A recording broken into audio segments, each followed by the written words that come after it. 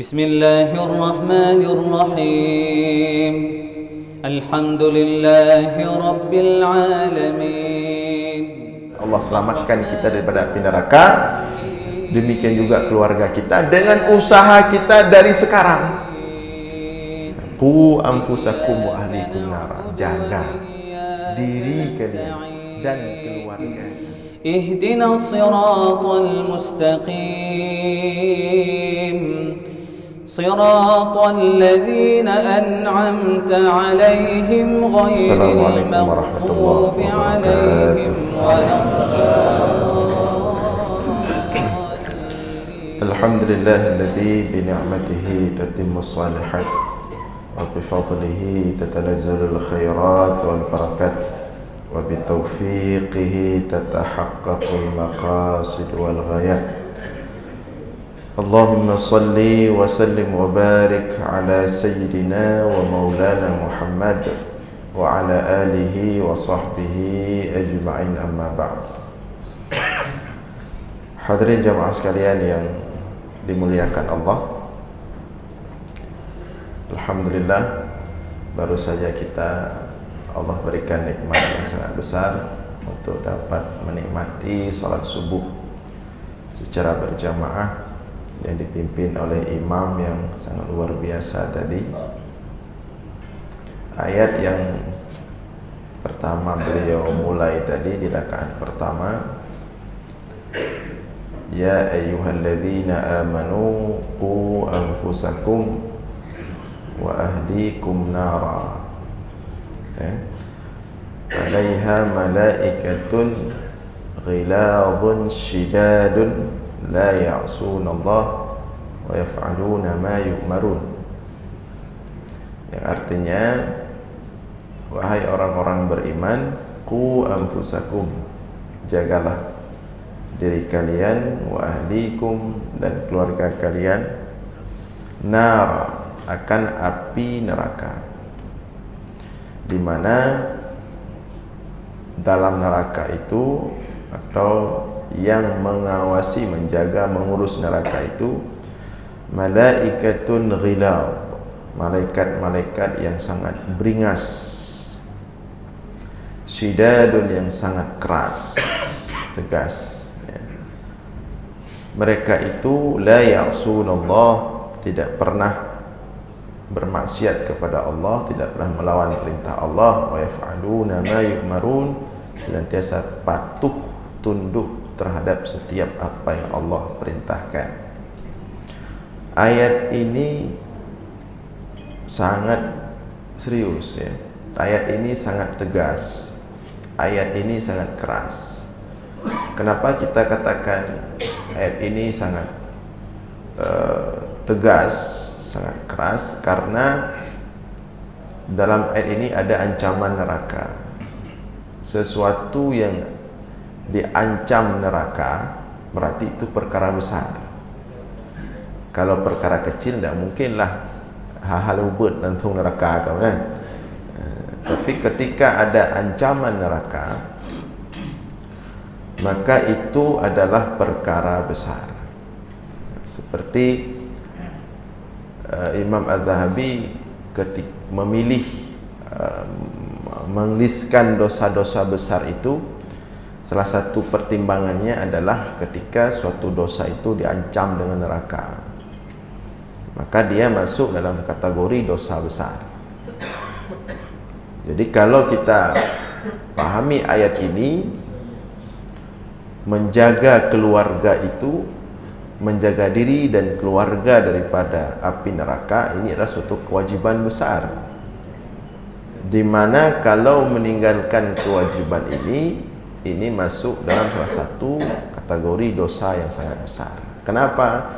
Karena ancamannya adalah neraka.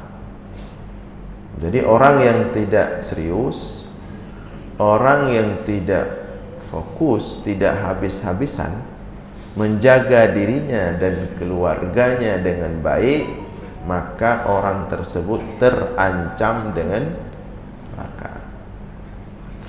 Ayat ini juga mengisyaratkan bahwa masuk neraka itu bukan hanya orang kafir.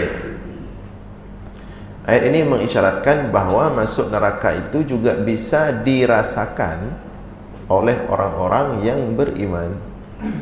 Kenapa demikian? Karena ayat ini dimulai dengan ya ayyuhalladzina amanu.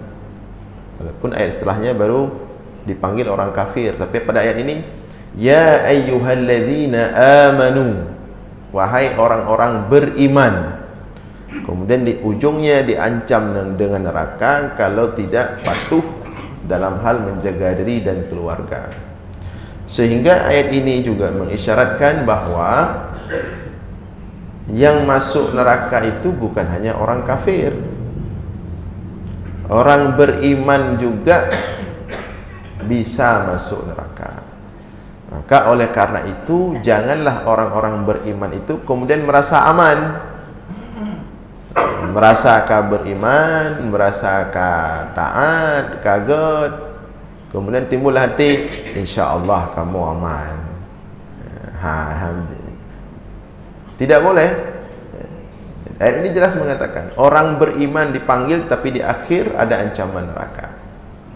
Maka jangan merasa aman, bagahkan merasa lega. Raja boleh, tapi harus diimbangi dengan khauf. Raja itu berharap kita semua selamat daripada api neraka dan masuk surga, kan begitu. Tapi hansip ngeraja mana? Ya, kalau raja saja itu kepedean, terlalu percaya diri. Karena kita juga harus punya khauf. Apa itu khauf? Takut kepada neraka Allah.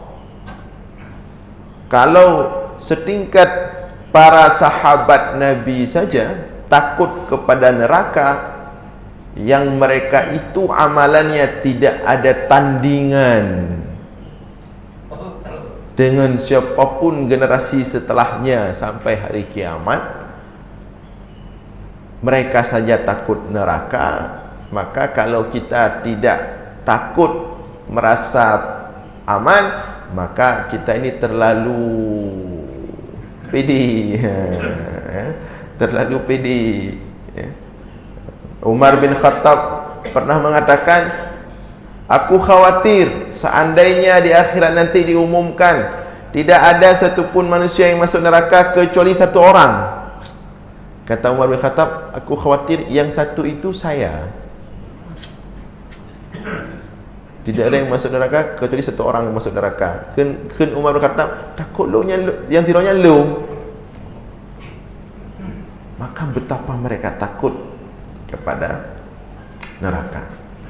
Seperti kata Hanzalah, yang salah seorang sahabat yang sangat susah dengan kemunafikan. Dia mengatakan bahwa ketika kita duduk bersama Rasulullah, ketika Rasulullah menyampaikan surga dan neraka, seolah-olah surga dan neraka itu di depan mata. Hanya tak kesampingkan ya.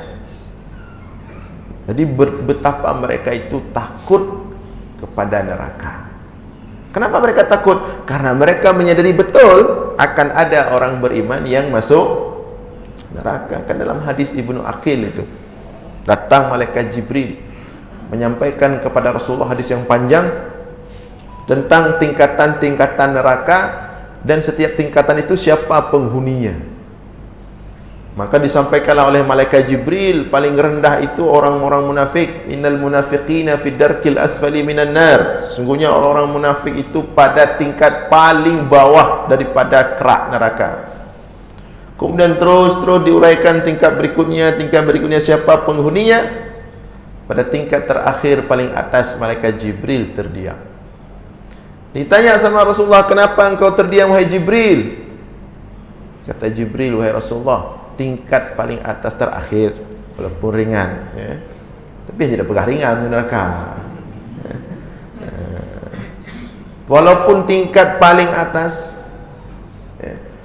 Jibril mengatakan tingkat itu wahai Rasulullah akan dihuni oleh sebagian umatmu. yang meninggal membawa dosa besar tanpa bertaubat kepada Allah. Jadi itu tempat kalau tidak hati-hati. Mendengar ucapan Jibril, Rasulullah itu pingsan. Jatuh pingsan Rasulullah. Karena kan semua Rasul itu berusaha keras memastikan umatnya itu selamat. Apalagi Rasulullah yang penuh rahmah, penuh kasih sayang ke umatnya, mendengar akan ada umatnya masuk neraka itu, Rasulullah jatuh pingsan, tidak membayangkan. Seperti Rasulullah itu sedih waktu mendengar akan ada umatnya yang meninggalkan solat. Rasulullah itu enggak memprediksikan akan ada umatnya itu meninggalkan solat. Karena ada hadis lain tu yang ketika Jibril menyampaikan kepada Rasulullah, ya Rasulullah, nanti akan ada umatmu yang yang meninggalkan solat. Terkejut Rasulullah. Ada kesangka akan umat yang tinggal sembahyang 5 waktu. Coba kalau Rasulullah hidup sekarang, kalian umat dum hanai sembahyang. Kalian umat mentang hanai semayang jamaah masjid nyampah gecok kaya gecok apui getut rumah pula punya gedepa nak umat hanai semayang kan hanai semayang jamaah hanai semayang kiban ni kira-kira terkejut Rasulullah ya. Nah, jadi neraka itu jangan merasa aman kita dari neraka. Karena yang akan masuk neraka itu bukan hanya orang-orang kafir, bukan hanya orang-orang yang kufur kepada Allah, bukan hanya orang-orang yang syirik, yang musyrik terhadap Allah, tapi juga orang-orang beriman akan ada yang masuk neraka. Bagaimana neraka itu? Neraka itu kalau ada batu kecil kerikil neraka, batu ubud kerikil ya. Lam ano kan, batu ubud kan. Sebesar kerikil neraka itu neraka paling ringan. Ditaruh di telapak kaki itu yang mendidih otak. Dalam hadis riwayat Muslim, neraka paling ringan itu neraka yang kalau dilemparkan batu ke dalamnya 70 tahun baru batu itu sampai ke dasarnya. 70 tahun tatik batai dari dasar neraka paling ringan tu. 70 tahun perjalanan batai baru teruk bak alas neraka, bak lantai neraka. Itu neraka paling ringan. Yang itu belum lagi kita berbicara neraka-neraka yang berat, yang lain. Makanya tadi digambarkan alaiha malaikatun ghiladun. Dah cukup dengan Allah mengatakan aku anfusakum wa ahlikum nara, jagalah diri kalian dan keluarga kalian daripada neraka. Ini kaji nanti titik kaji ampun neraka nyebut pekang lo. Alaiha malaikatun ghiladun shidadun. Siapa yang menjaga neraka itu? Malaikatun ghilad. Pakang kepegah ghiladun shidadun. Sebab baik sampai di dia tahu jaga neraka malaikat. Oh, malaikat agak akal dah musyawarah lah tu. Dia sampai terfikir menang. Maka gepekrih oleh Allah. Tak bisa. Malaikat memang dia baik, tapi dia la ya'sun Allah, menyegui pekrih oleh Allah, gepekrih. Menyegui pabih oleh Allah, gepabih. Kiban god malaikat Jibril. Kiban God malaikat Jibril. Nyatakan manaqib malaikat Jibril luar biasa God. Tapi tiga perintah oleh Allah untuk pancur kaum Nabi Lut. Kiban ke pancur kaum Nabi Lut oleh malaikat Jibril. Gejak malaikat Jibril bak kaum Nabi Lut ngan salah sabah sayup. Kan malaikat Jibril punya sittatu mi'ati janah, 600 sayap. Dengan salah satu sayapnya dia congkel itu bumi kaum Nabi Lut, gesak gebeut, gebalik, gesumpong balik dalam petu rumah. Sampai anjing-anjing, hewan-hewan kaum Nabi Lut itu ketika diangkat buminya oleh Nabi malaikat Jibril, teriakan anjing-anjingnya itu terdengar ke langit. Teruk kedih beut ge balik dia gesumpong, hancur. Baik malaikat Jibril baik, tapi kalau sudah berhubungan dengan perintah Allah, hanapa tayak apa ada malaikat Jibril yang kamu dengar ron ge akan masak ron lagi kan. Ghilabun syidadun. Maka itu detail Allah sebutkan dalam ayat itu tentang neraka, kemudian kondisi yang akan siapa penjaga neraka itu. La ya'sunallah, Allah perintahkan mereka keras, mereka tegas. Habis seperti malaikat mungkar nakir. Malaikat mungkar nakir. Malaikat mungkar nakir itu yang akan mempertanyakan kita semua dalam kubur. Bagaimana kondisi malaikat mungkar nakir itu? Matanya itu bagaikan merah lagi gelantung. Anda lihat duri dia maklum zaman dalam dunia pakai jubah tapi kepiah tapi nak dek kan bersesuaikan becut macam mana. Anda penyesuaian. Ya, kon bah penampilan. Anda mesti hilung kat Tuhan kan jaga becut berbeza dengan anak muda. Ndak. Tergantung amalan. Menyo amalan bermasalah mandum ke support. Tua pemuda pedih berwibawa dalam dunia puhana ke pabih mendu. Kalau tidak bagus amalannya, tak ada urusan mereka. La ya'sunallah wa yaf'aluna ma yu'marun. Mereka tidak pernah berbuat maksiat kepada Allah. Wa yaf'aluna ma yu'marun. Mereka senantiasa patuh atas perintah Allah.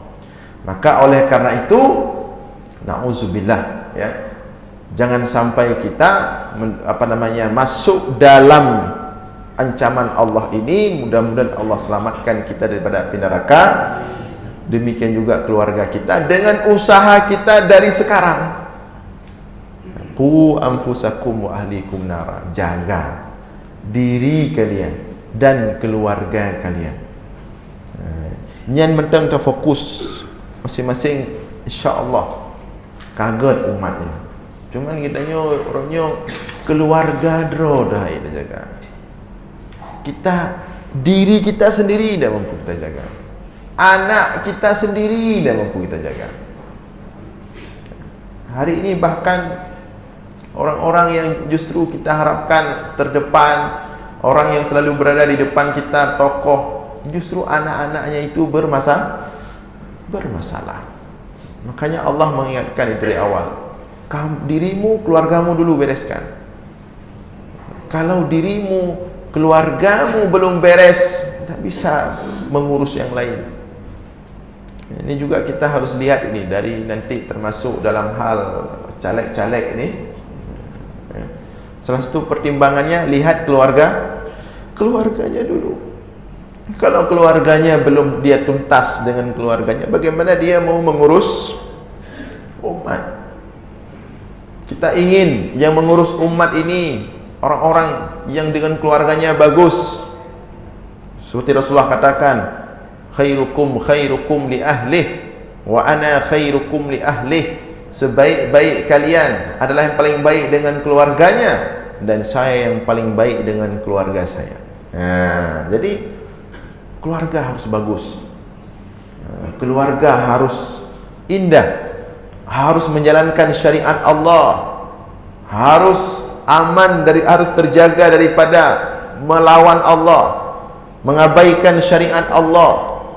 Tapi kalau dia membiarkan keluarganya mengabaikan syariat Allah, apalagi dalam mengurus umatnya, dia tidak akan serius mengurus tentang syariat. Pada kala jikiban ngurus keluarga. Kalau keluarganya entah kiban-kiban tu, ya. Sebenarnya cuman karena kita tidak boleh sebut contohnya, ya. Kalau kita sebut contoh, bahkan orangnya langsung kita lihat bagaimana dia mengurus keluarganya, kondisi keluarganya berantakan. Tapi ramai juga orang yang menginikan dia. Padahal Allah sudah nampakkan. Tak bisa kita pilih dia. Ya, orang-orang yang berani meninggalkan solat, tak bisa kita pilih jadi pemimpin. Semayang macam ibu tinggal. Orang-orang na'udzubillah, ya, pelaku zina, tak bisa kita pilih jadi pemimpin. Janji tengok tapi koknya letak jasa kau, enggak tanya pemimpin macam tu. Kalau dia pelaku zina, tak bisa. Apalagi zina itu mengerikan. Zina itu hutang. Kalau sampai terpilih pemimpin pelaku zina, siap-siap umat bencana. Maka zina akan melebar, akan tersebar di wilayah kepemimpinan dia. Itu akan terjadi. Ya, kalau keluarganya saja tidak dia jaga syariatnya, maka dia dipastikan untuk mengurus umat juga syariat akan lemah. Ya, walaupun di awal, makanya ini kita harus hati-hati. Kita Banda Aceh, ya, kita Aceh lah, ya, harus hati-hati. Mana pemimpin yang betul-betul serius membawa nama syariat, atau antara pemimpin yang menjadikan nama syariat itu sebagai barang dagangan. Harus hati-hati ni. Bek watai musim baru pegah syariat. Nanti segalanya metam duh dalam masjid. Tak pernah kita lihat dia dalam masjid. Tak pernah kita lihat dia konsen dengan syariat. Begitu mau terpilih, baru kita ni syariat nomor satu program visi misi. Kai tayo mendu pilih.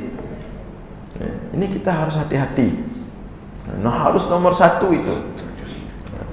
Nah, jadi qu anfusakum wa ahlikum nar. Jaga diri kalian dan keluarga kalian daripada api neraka, kata Allah. Terlebih di akhir zaman ini, di zaman yang semakin hari fitnah semakin merajalela.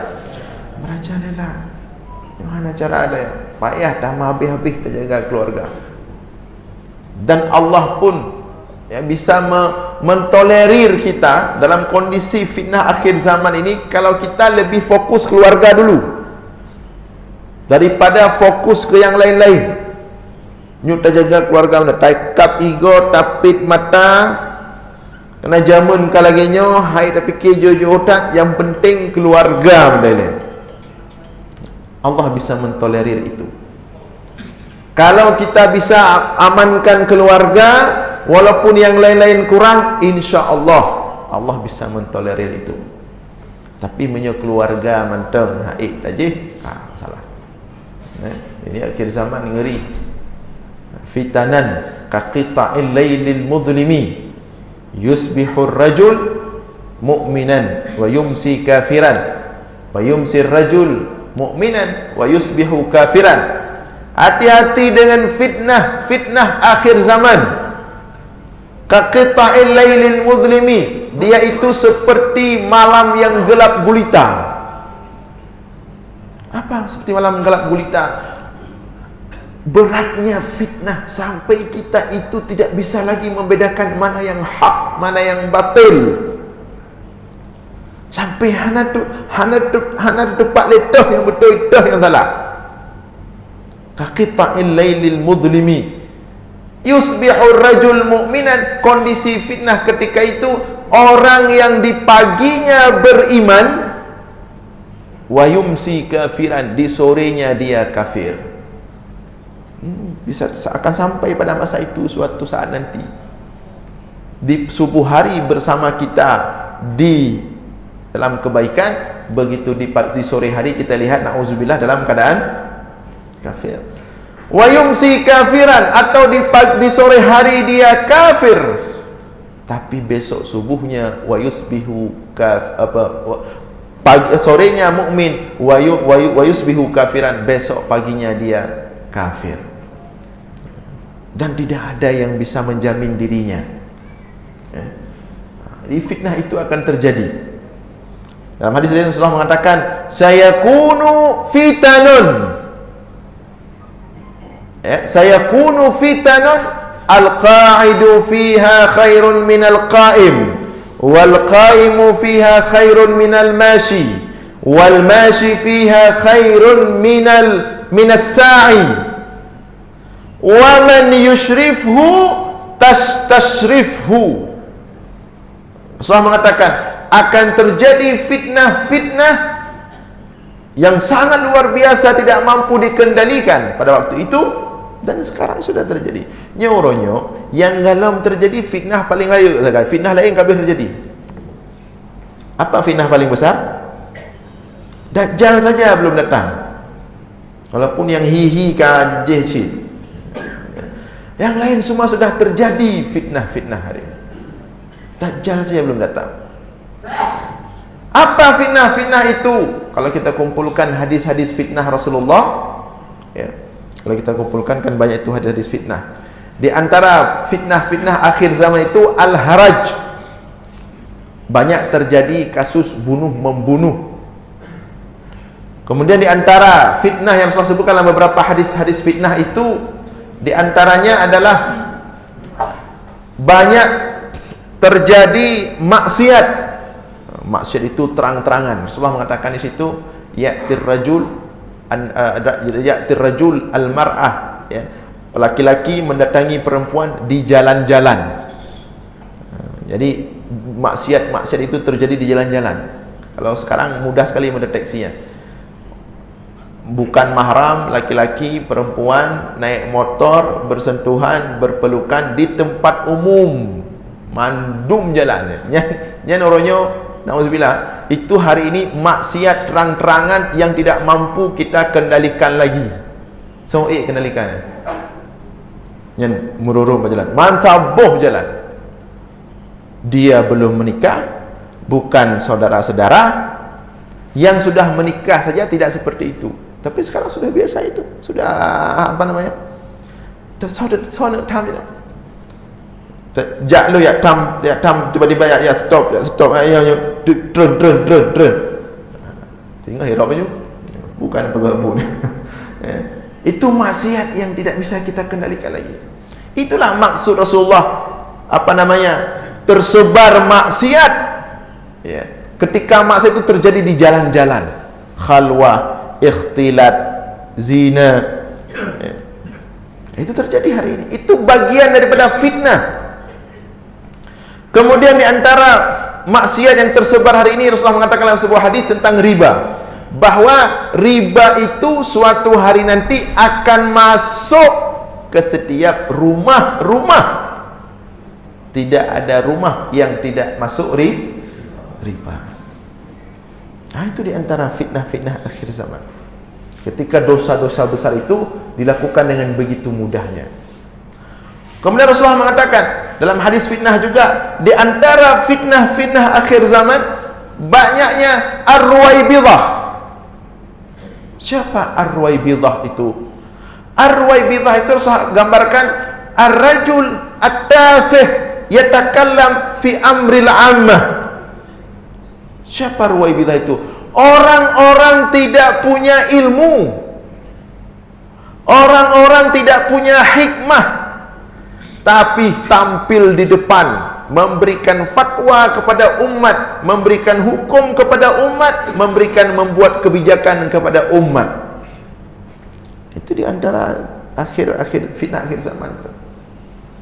Makanya kita selalu menyampaikan itu kepada yang ingin mencalonkan diri, tolong diukur dulu dirinya, jangan latah.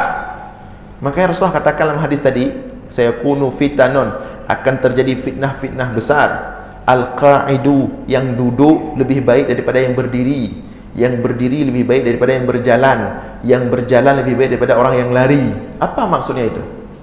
Maksudnya jangan latah di akhir zaman ini. Jangan terlalu mundur, berhati-hati datang. Jangan cepat terbawa, bertenang, berhati-hati. Pahami dengan baik tanda-tanda zaman. Bek merun-run tengok. Jangan orang begitu, Umar rupaji mangat go calek tinggai cetak-cetak spanduk mentang. tempe pi babak gerendung pi kajian apa yang resmi-resmi dah. Ya. Orang kemudian rame-rame, hati-hati. Itu bagian daripada ar-ruwaibidah. Halakal mar'u lam ya'rif qadrahu, akan celaka seseorang yang tidak mampu mengukur dirinya. Kalau memang kita tidak punya kemampuan itu jangan bahagok dah. Tanya bidang roh masing-masing. Tapi demikian juga yang punya kemampuan harus. Tapi beda pegah lagi, tarik balik mandu.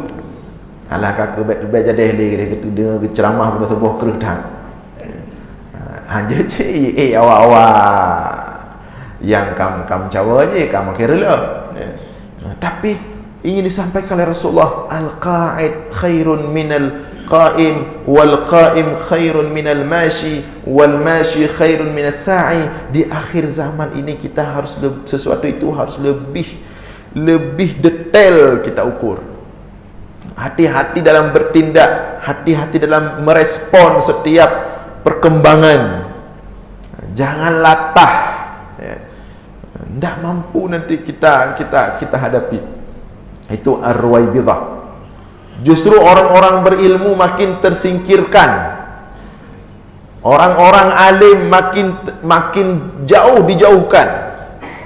Justru ditampilkan di depan itu orang-orang yang bisa kita sesuaikan, yang bisa disesuaikan oleh mereka. Makanya sebenarnya kalau kita dengar penjelasan ulama itu, kita penceramah-penceramah akhir zaman ini jadi malu itu. Kata para ulama, dulu majlis-majlis ilmu itu yang hadirnya itu adalah orang-orang alim, orang-orang yang memang kapasitas keilmuan mereka luas-luas, itu yang hadir majlis ilmu dulu. Kemudian kata para ulama, kemudian kita lihat di kemudian hari yang hadir di majlis ilmu itu tidak ada ulama, tidak ada alim. Itu apa makna ungkapan itu? Dulu maksudnya yang tampil di depan itu orang-orang yang betul-betul berilmu, orang-orang yang betul-betul malim, orang-orang yang faqih dalam agama. Sehingga yang hadir pun orang-orang yang alim. Urangnya yang hadir, yang tampil di depan itu orang-orang yang bukan alim sebenarnya, bukan yang faqih, sehingga alim pun enggak hadir. Pun aja hadir kucok bawa yang ceramah pun aja. Ilmetan seputan bro putuh juga. Sehingga yang hadir di majlis ilmu itu hanya orang awam-awam saja. Yang sebagian mereka itu kadang-kadang tidak tahu apakah yang disampaikan itu benar atau salah. Itu kondisi kata para ulama. Makan langsung kenanya, yang langsungnya timban dah kenanya ucapannya. Kita puju batinya kenanya. Alhamdulillah nanti ustaz dua ustaz yang hadir ke mana baca tu. Naur malim je hadir. Ada nanti dua yang malim berarti ka berbobot lah baca. Ya, karena ulama dulu mengatakan seperti itu. Kalau kita mau ukur pembicara di depan itu, kualitas keilmuan orang di depan, lihat jamaahnya. Apakah jamaahnya itu orang-orang yang seperti ini atau seperti itu, kita bisa mengukur keilmuan dia. Ya, tapi itulah terjadi hari ini. Kenapa? Karena ruwaibidah. Karena kita terpengaruh dengan retorika. Dan Rasulullah mengatakan, inna minal bayani la sihra. Sesungguhnya sebagian cara bicara itu memang sangat menyihirkan. Padahal tidak boleh. Yang kita tampilkan di depan itu, di samping dia bagus retorikanya, tapi juga ilmunya harus benarlah, benar standar. Anjir barangkau pulamnya akhir zaman. Coba kalau dia ngomong, ada satu dua orang awam yang memang dia baru datang, dia belum bisa membedakan mana yang hak, mana yang batil. Begitu dia dengar ternyata yang dia omongin salah, langsung dia tangkap, langsung dia jadikan bahan hidup, dia implementasikan dalam kehidupan sehari-hari. Padahal itu salah. Siapa yang bertanggung jawab? Alhamdulillah BBC sangat selektif sekali, ya. Memunculkan orang-orang di depan, termasuk imam-imam tadi. Lagi benarnya imam luar biasa. Hanya tadi imam Ustaz Ihsan Effendi. Dari cara baca beliau menunjukkan beliau paham apa isi yang beliau baca. Maka benar kerja musuh kan. Biasa nak tak kerja kan. Benar lagi merintah macam benar. Pada itu karena dalam ayat tadi ada beberapa ayat isinya ancaman dan berbicara tentang neraka. Cik Arumenan baca ayat tentang neraka je. Biar dia baca neraka, tengok urut dia. Dia baca surga kakre tu. Memang seperti itu. Nah, imam-imam seperti ini yang bukan hanya suaranya bagus, tapi juga beliau bisa menjelaskan kepada kita apa isi ayat dari cara beliau membaca. Nah, itu harus diperhatikan. Nah, jadi jangan asal-asalan. Kita ingin makin ke depan umat Islam itu makin berkualitas dalam hal beribadah, dalam hal keagamaan, dalam hal mendapatkan ilmu, harus makin terus berkualitas. Jadi di antara fitnah akhir zaman itulah ar-ruwaibidah tadi. Tampil munculnya orang-orang tidak berilmu, justru yang berilmu tergeserkan. Itu hati-hati Bapak Ibu semuanya, ya. Harus dalam hal itu memang harus musyawarah dengan ulama. Udah betul orang-orang yang ketika mau berguru pada seseorang, dia konsul dulu dengan gurunya yang lebih sepuh. Ustaz, Syekh, saya mau berguru pada beliau, apakah boleh atau tidak? Konsul dulu. Menyegakan oleh ulama, nyanjut, cok je ilmu, ambil. Menyegakan oleh ulama, nyan hanjut, bahaya yang baik. Menyegakan oleh ulama, nyanjut, tapi nak ceratan becut. Itu diperhatikan. Tak masalah. Termasuk lon, nanti ada yang Ustaz Musa ni punya tadi lain time berkhabar. Kadang-kadang keren becut. Boleh dikonsul agar kita harus terbuka. Hidayah pe hanjut mesti tamat sira orang lain hanya dah dengar. Nah orang nyo kagemat sira orang nya udah mati begoknya. Ustaz lain manuh dah boleh, belum tengoknya. Tak boleh seperti itu. Maka ada beberapa jamaah pat-pat dimanapun kita mengisi pengen datang kita. Tak boleh itu.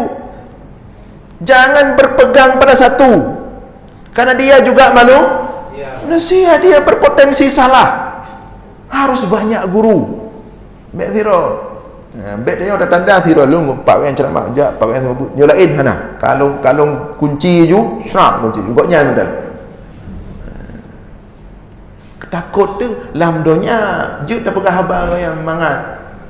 Dia truk ni rokat tengok kam pelih-pelih dro. Ai dro nawai pegah kok. Ji hawai nyo ke salah ro paji. Hati-hati, harus banyak guru. Seperti Imam Hanafi punya 1000 lebih guru. Nah, di akhir zaman ini juga harus banyak guru kita, jangan berpegang pada satu orang. Apalagi yang masih hidup ini ada jaminan. Kalau dalam tradisi keilmuan Islam, kalau dibandingkan ilmu orang yang masih hidup dengan ilmu orang yang sudah meninggal, itu lebih aman ilmu orang yang sudah meninggal. Yang kita sudah tahu meninggalnya baik. Yang udip-udipnya kan, ya. Cuman kita berdoa kepada Allah, mudah-mudahan kita semua, guru-guru kita semuanya diakhirkan hidupnya oleh Allah dalam keadaan husnul khatimah. Kan tayang cik kahek koknya. Tubuh-tubuh kejap ceramah dah yo. Dah berdoa cik, ya Allah banyak husnul khatimah. Ada nak salah-salah ya Allah, ya nepa ampun, netup ya Allah. Nepa istiqamah. Ya, seperti Imam Nawawi itu setiap beliau bersedekah, hampir setiap beliau sedekah, beliau niatkan di antara niat beliau ketika bersedekah, ya Allah, tutuplah aib guru-guruku, jangan nampak aib mereka di depanku ya Allah. Ya Allah, ni jaga gurai-gurai lo, ni jaga urung-urung yang kagejo ilmiah kelun. Ini dalam sedekah. Ada urun kan sebalik je doa. nyoga pitu takala datangnya mungkin juga pasti nabru nya dah cek tu nah ada orang yang berkata ya kagat orang kamu lihat itu pokoknya tetap nabru nya kami tak no nah ya na'udzubillah ada orang yang sifatnya sejahat itu. Kita tidak boleh seperti itu. Kemudian Rasulullah mengatakan di antara fitnah akhir zaman itu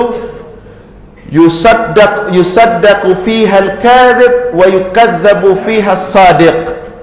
Di antara fitnah akhir zaman yang jujur didustakan, yang dusta dianggap jujur.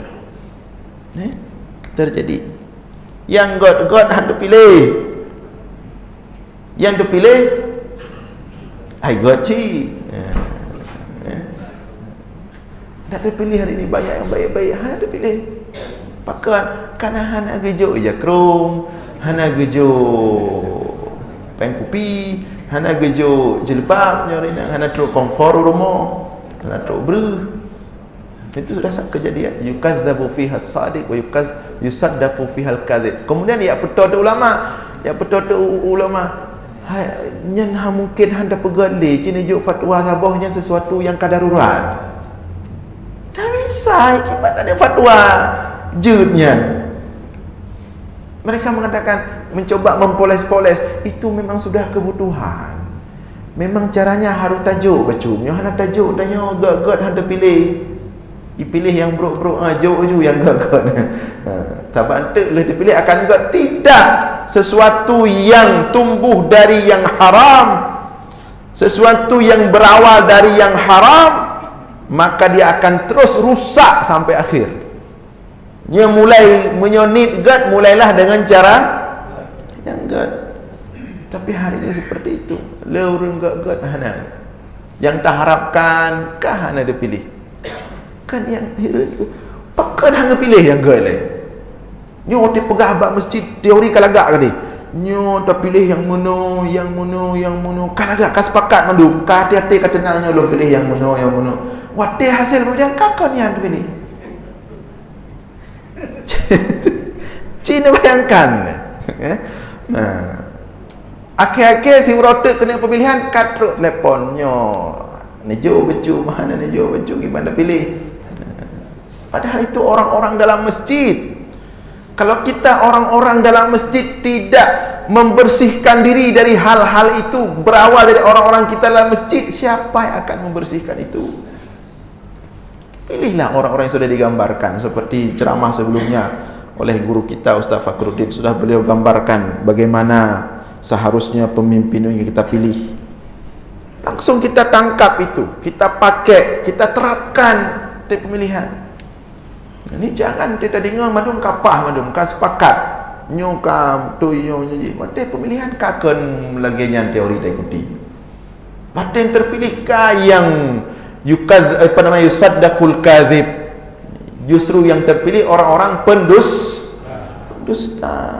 Orang-orang yang membawa janji-janji palsu. Lu terpilih godnyan gero ke janji geroi. Kenapa? Karena pertimbangan simple. Tapi pilih godnyan setidak ji ada hanaga kagejuk telefon bak pun kana DP bak pun le tertuh ribe sapo. Yang lain hana jelah dari pun hana hijau pula mendu. Tak bisa pertimbangan seperti itu. Karena setiap yang kita pilih itu pada dirinya kita menggantungkan urusan umat. Dan banyak lagi fitnah-fitnah akhir zaman. Di antaranya fitnah yang paling besar adalah fitnah Dajjal. Namun yang ingin kita sampaikan di sini, dalam kondisi akhir zaman yang penuh fitnah ini, yang harus paling kita jaga adalah yang utama diri kita dan keluarga kita. Jaga begat anak katanya yang mantang-mantang ubud ya. Dan jaga begat ini pertumbuhan sangat rawan ya. Lingkungan dalam kondisi tidak sehat. Berat kondisi hari ini, maka mudah-mudahan dengan kita jaga baik-baik sembari kita meminta kepada Allah perlindungan daripada fitnah-fitnah akhir zaman untuk diri kita dan keluarga kita, mudah-mudahan kita dan keluarga kita semuanya menjadi ahli surga dan selamat daripada api neraka. Mudah-mudahan ada manfaat. Mohon maaf atas segala kekurangan. Aqulu qawli hadza wa astaghfirullah li wa lakum. Wassalamualaikum warahmatullahi wabarakatuh. وصل وسلم على سيدنا محمد في الآخرين وصل وسلم على سيدنا محمد في النبيين وصل وسلم على سيدنا محمد في المرسلين وصل وسلم على سيدنا محمد في الملأ الأعلى إلى يوم الدين وصل وسلم على سيدنا محمد وعلى آله وصحبه أجمعين ولقد أشرت لنعت من أوصافه تحيي القلوب تهيج الأشجانا والله قد أثنى عليه فما يساوي القول منا أو يكون ثنانا لكن حبا في السرائر قد دعا لمديح صفوة ربنا وحدانا وإذ امتزجنا بالمودة ها هنا نرفع أيدي فخرنا ورجانا للواحد الأحد العلي إلهنا متوسلين بمن إليه دعانا مختاره وحبيبه وصفيه زين الوجود به الإله حبانا يا ربنا يا ربنا يا ربنا بالمصطفى اقبلنا أجب دعوانا أنت لنا يا ذخرنا في هذه الدنيا وفي أخرانا أصلح لنا الأحوال واغفر ذنبنا ولا تؤاخذ رب إن أخطانا واسلك بنا في نهج طه المصطفى ثبت على قدم الحبيب خطانا أرنا بفضل منك طلعة أحمد في بهجة عين الرضا ترعانا واربط به في كل حال حبلنا وحبال من ودى ومن والانا والمحسنين ومن أجاب نداءنا وذوي الحقوق وطالبا أوصانا والحاضرين وساعيا في جمعنا ها نحن بين يديك أنت ترانا ولقد رجوناك فحقق سؤلنا واسمع بفضلك يا سمع دعانا وانصر بنا سنة طه في بقاع الأرض واقمع كل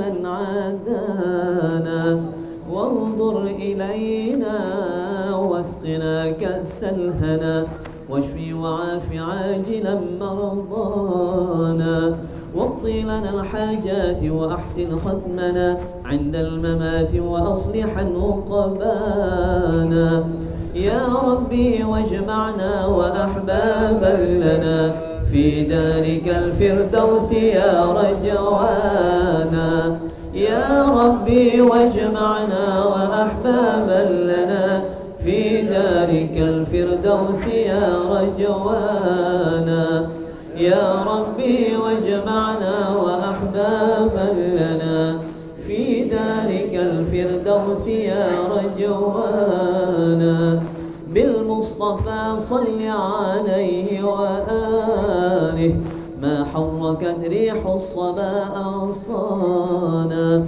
سبحان ربك رب العزة عما يصفون وسلام على المرسلين والحمد لله رب العالمين إن الله وملائكته يصلون على النبي يا أيها الذين آمنوا صلوا عليه وسلموا تسليما الصلاة والسلام عليك يا سيد المرسلين الصلاة والسلام عليك يا خاتم النبيين الصلاة والسلام عليك يا من أرسلك الله رحمة للعالمين ورضي الله تعالى عن أصحاب رسول الله أجمعين